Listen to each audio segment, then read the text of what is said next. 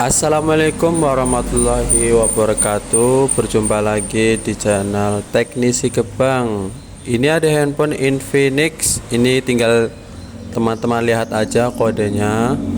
Untuk kasusnya itu ya, Infinix ini kadang di casnya itu masuk atau enggak lah intinya. Kadang waktu pengecasnya juga agak lama. Ini masuk ya, setelah dicek kadang masuk kadang enggak ya, seperti ini. Terus juga ketika dicek ternyata untuk kabelnya sendiri ini goyang ya. Kemungkinan konektor chargernya itu bermasalah. Jadi HP ini tuh kadang kelemahannya gitu ya, setiap hari itu sering terjadi kerusakan seperti ini guys. Hal teman-teman yang perlu dilakukan, kita harus bongkar terlebih dahulu. SIM key-nya harus kita lepas. Setelah itu buka seperti ini. Biasa kita menggunakan kuku. Aduh, ini kukunya agak sakit deh, karena sering pakai kuku setiap bongkar. Ini harus kita kasih celah terlebih dahulu ya, seperti ini, menggunakan apa ini, congkel. Kalau baru seperti ini guys. Bagi teman-teman kalau mau menggunakan alat juga bisa, harus hati-hati ya, jangan langsung ditarik karena disitu ada fingerprintnya. Biar tidak terlalu melekat, pakai cairan ajaib. Ya ini dia, seperti itu ya. Jadi jangan langsung dipaksa ditarik, nanti takutnya pada fleksibel fingerprintnya robek. Jadi untuk kali ini kita mau memperbaiki pada bagian konektor chargernya. Jadi kita langsung saja buka baut yang bawah, maksudnya kita tak perlu buka di atasnya ya. Jadi kita langsung saja. Jadi biasanya itu kan kalau mau perbaiki handphone, biasa soket baterainya itu dilepas. Kalau kita itu nggak perlu, cukup pada bagian bawahnya saja yang perlu kita bongkar. Untuk bautnya harus kita lepas semua, jangan sampai ada yang ketinggalan seperti ini ya. Bagi teman-teman yang sebagai teknisi pemula, boleh teman-teman terapkan seperti ini, cara yang baik dan benar. Ini dia hal yang perlu teman-teman lakukan, yaitu fleksibelnya harus kita lepas. Biar untuk tegangannya itu ini ya, maksudnya enggak terjadi konslet lah ketika pas pembongkaran. Setelah itu untuk baut apa ini, untuk kabel buat getar tuh, ini harus kita lepas terlebih dahulu ya. Ini dia, harus kita lepas dua kabel ini biar pas diangkat pada bagian papan chargernya biar enak.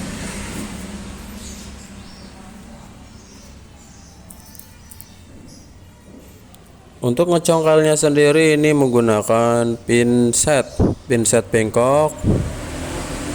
Ini harus hati-hati ketika pas pencongkelan, jangan sampai papan ini patah ya. Kalau patah kan nantinya itu bisa ganti satu set. Ya bisa aja sih, bagi teman-teman yang kalau mau ganti satu set juga bisa. Diusahakan sih ini perbaiki aja konektornya, karena untuk konektor ini kan masih original. Papannya itu masih original ya. Biar mempersingkat waktu, jadi videonya itu kita dipercepat ya. Tuh seperti ini. Ini dia untuk konektornya itu kita sudah disiapkan, ada stok minimal ya lebih dari satu lah. Harus dijepitkan terlebih dahulu pada penjepit PCB seperti ini ya. Setelah itu kita kasih fluknya itu yang agak bagus ya. Jangan lupa ini untuk bagian micnya itu harus kita tutup lubangnya. Tadi untuk temperaturnya itu 285 ya. Terus buat air kontrolnya itu 1,5. Itu aja sih biasa kalau mau perbaikan konektor charger. Ini tadi sudah saya lepas konektornya. Jangan lupa kita bersihkan terlebih dahulu pada bagian sisa-sisa apa ini, sisa lem, bukan sisa lem, sisa lem juga. Untuk sisa timahnya juga ya. Ini dia. Sebelum pemasangan ini harus kita coba apakah dudukannya itu pas atau tidak. Sekiranya itu pas sesuai dengan bentuknya, pasang deh. Untuk pemasangan konektor ini agak lumayan lama ya, membutuhkan beberapa menit. Ini lagi digosok ini konektornya. Kita pasang kembali bagian konektornya. Setelah itu jangan lupa pada bagian 5 pin ini harus kita kasih timah sedikit aja ya, biar ketika pemasangannya itu biar maksimal juga. Nanti seperti ini.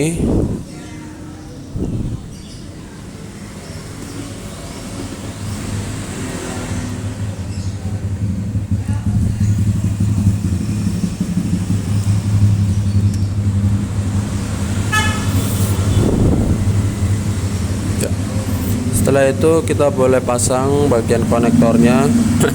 Jangan lupa pada bagian atasnya, jangan lupa kita pakai fluk sedikit di bagian 5 pin itu. Setelah itu bagian atas harus ditutup menggunakan pinset. Kita blower untuk temperaturnya sendiri 285, jangan sampai terlalu panas ya. Untuk air kontrolnya itu 1,5. Kita panaskan seperti ini, digoyang. Sekiranya untuk timahnya sendiri udah mengkilat, mengkilat baru. Yang penting itu ketika menggunakan blower, teman-teman harus pakai perasaan ya. Jangan terlalu panas, jangan terlalu,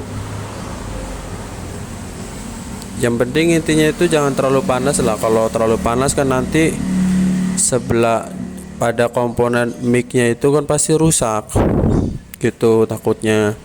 Kalau micnya rusak kan ya diganti, itu yang bikin repot.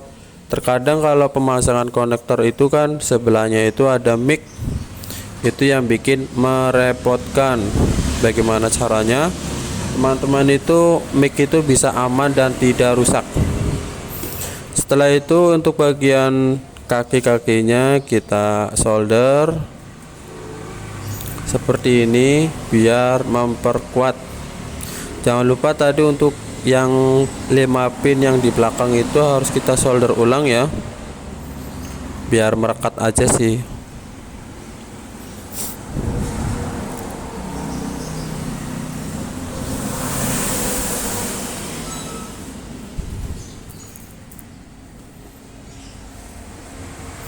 Ya, sekiranya ini sepertinya udah selesai. Ya, seperti ini ya hasilnya, dijamin awet dan tahan lama. Ya, jangan lupa ini trik dan rahasia saya ketika perbaikan konektor biar awet jangka panjangnya itu. Jadi untuk bagian bawahnya itu yang sambungan kita solder ya. Kenapa seperti itu? Biar ketika biar awet aja sih. Jadi ketika maksudnya biar masanya itu diperpanjang. Nanti kan kalau itu bagian konektornya itu renggang kan nanti bisa lobok. Kali ini kan karena sambungannya itu di solder ya pasti dijamin awet. Cara seperti ini kan dijamin, saya belum pernah ada komplainan sama sekali sih. Yang penting buat teman-teman semua itu cara pemasangannya benar sesuai dengan prosedur. Setelah itu ini harus kita bersihkan terlebih dahulu dari sisa-sisa fluknya. Kita biasa menggunakan thinner, bebas teman-teman mau menggunakan apa, mau bensin, thinner dan lain sebagainya, boleh lah.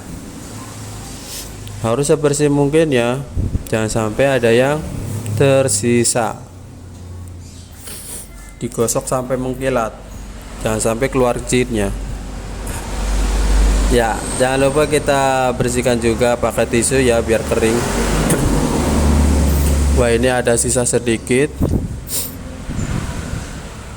Fluknya boleh kita gosok menggunakan apa ini? Tisu ya, seperti ini. Yang penting lubang yang di mic ini jangan sampai ada fluk aja. Nanti kalau ketutup kan pasti suaranya itu nggak bisa digunakan. Maksudnya micnya itu nggak bisa digunakan. Hal yang paling rentan yang saya sebutkan tadi kan ketika di sebelahnya itu ada mic, itu yang bikin saya repot. Kalau micnya rusak kan nanti bisa pemasangannya 2 kali deh. Jangan lupa untuk karetnya sendiri ini harus kita pasang seperti sedia kala.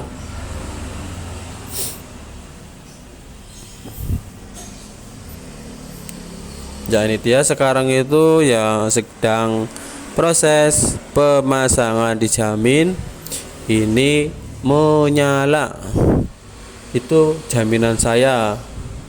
Jangan lupa untuk kabelnya ini harus kita solder ulang ya, jangan sampai teman-teman itu lupa menyoldernya.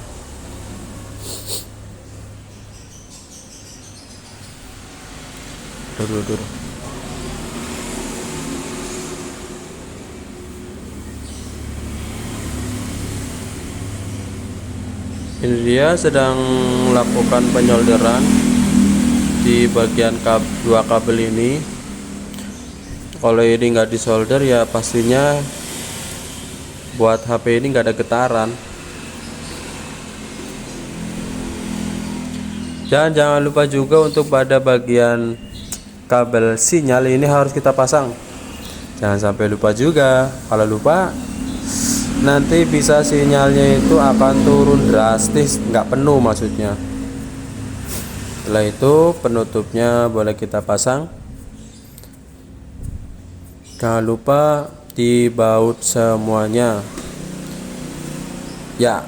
Jadi untuk kesimpulannya itu buat teman-teman semua, ketika handphonenya itu mengalami kasusnya itu, pertama dicas kadang masuk kadang enggak, terus yang kedua buat pengecasannya itu lama, itu juga termasuk. Yang ketiga apalagi ya, yang penting untuk pada bagian lubang konektornya juga udah lobok ataupun kendor, jadi enggak seperti awal kita pas digunakan ya, jadi longgar lah intinya. Itu sih yang biasa kerusakan pada konektor charger. Jangan lupa ini harus kita coba. Setelah dicoba ini alhamdulillah berhasil ya, menampilkan indikator petir. Jangan petir yang di langit, nanti bisa gosong. Setelah dicek dan dianalisa, dilihat, wah ini bagus ini hasilnya. Untuk ampernya itu 2 ampere ya, ini hasilnya bagus banget. Jadi kalau pengecasannya itu lebih dari 1 ampere atau maksimal itu 2 ampere itu sangat bagus. Jadi proses pengisiannya itu pasti akan cepat. Setelah itu jangan lupa ini kita pasang kembali seperti sedia kala ya. Untuk slot SIM nya kita pasang kembali, jangan lupa kita nyalakan Buat teman-teman juga jangan lupa dicek pada bagian mic-nya, takutnya nanti rusak. Biasanya gitu sih. Jangan lupa ya, ketika perbaikan konektor charger harus cek mic-nya terlebih dahulu gitu. Oke guys, mungkin itu saja tutorial dari kami. Semoga tutorial ini bermanfaat buat teman-teman semua. Salam teknisi pemula. Terima kasih dan sampai jumpa. Bye.